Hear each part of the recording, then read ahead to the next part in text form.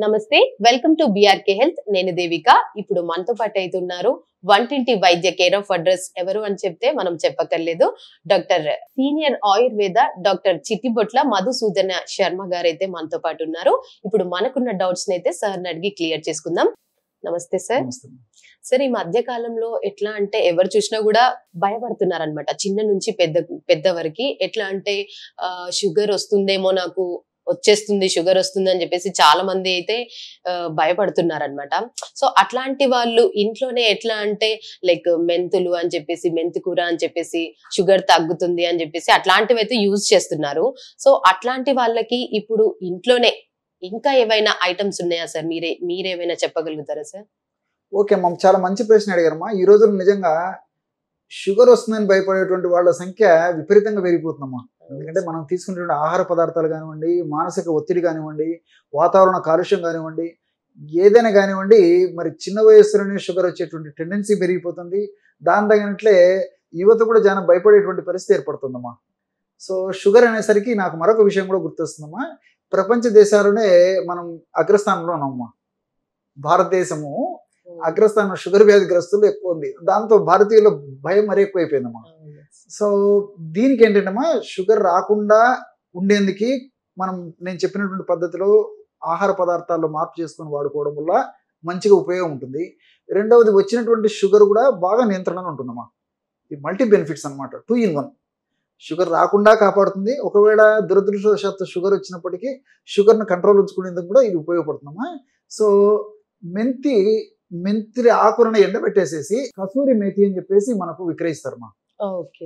కసూరి మేతి ఇప్పుడు చాలా పాపులర్ అయిపోతుందమ్మా ఈ మధ్యకాలంలో.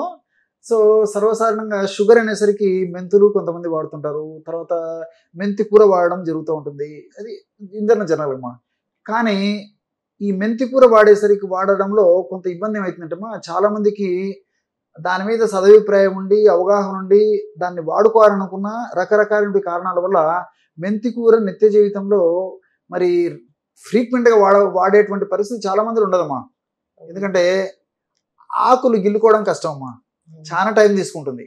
సో శ్రమతో కూడినటువంటి పని, చాలా టైం తీసుకుంటుంది. ఆకుకు గిల్లు వేసేసి నిల్వ పెట్టుకొని ఫ్రిడ్జ్లో పెట్టుకొని చేసుకోవాలి. సో ఇంట్లో వసతి ఉండకపోవచ్చు, ఎన్నో కారణాలమ్మా. సో దానివల్ల ఏమంటే మెంతి కూర వాడాలని వాళ్ళ మైండ్స్లో ఉన్న ఫ్రీక్వెంట్గా వాడుకోలేకపోతారు. సో ఈ నేపథ్యంలో మరి ఈ కసూరి మేతి అని చెప్పేసి మార్కెట్లో దొరుకుతుందమ్మా.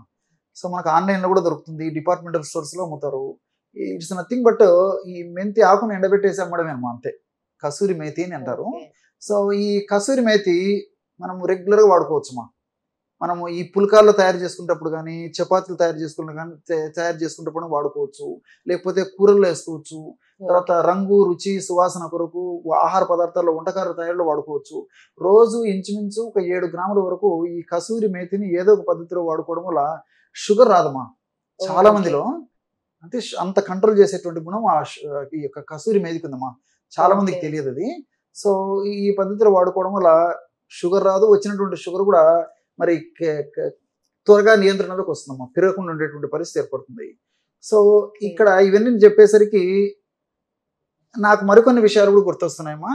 ఈ రోజుల్లో ఏమంటే భౌతిక ప్రపంచం అమ్మా, ఏదో పుక్కిట పురాణాలు చెప్తుంటారండి.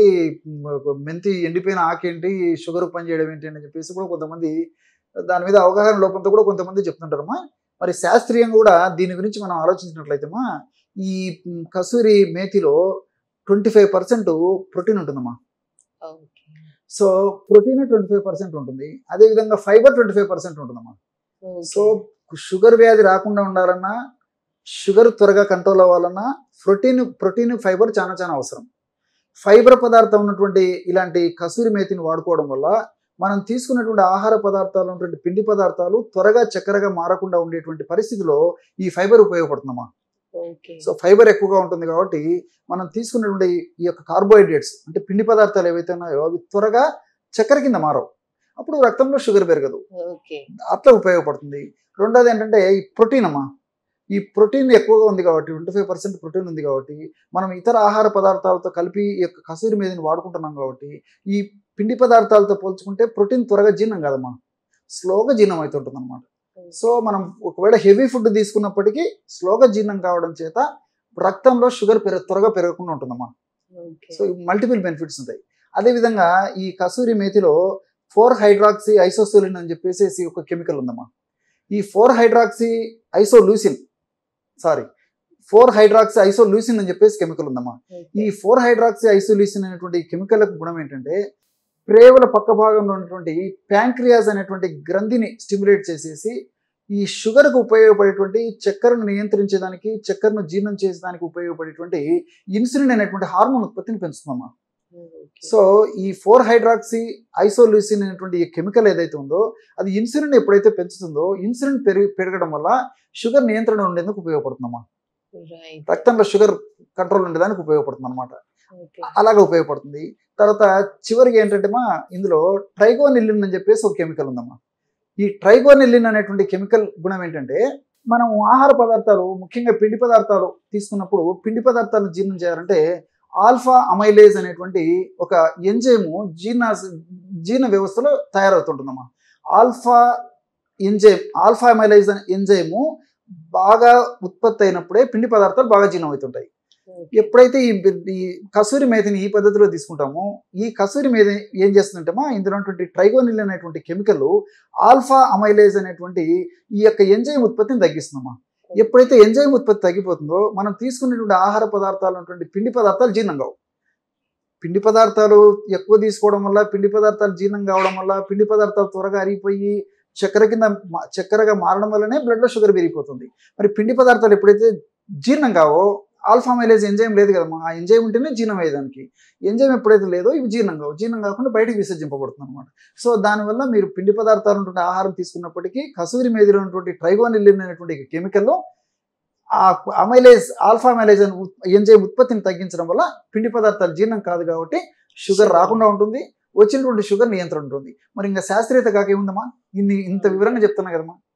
కాబట్టి అంటే భౌతిక ప్రపంచం కాబట్టి ఈ రోజుల్లో శాస్త్రీయంగా చెప్తే గానీ నమ్మేటువంటి పరిస్థితి కాదు. కాబట్టి ఇది ఒక పుక్కిట పురాణం కాదు, శాస్త్రీయంగా నిరూపించేటువంటి విషయాలే ప్రేక్షకులకు అవగాహన కోసం నేను చెప్పడం జరుగుతుందమ్మా. రైట్.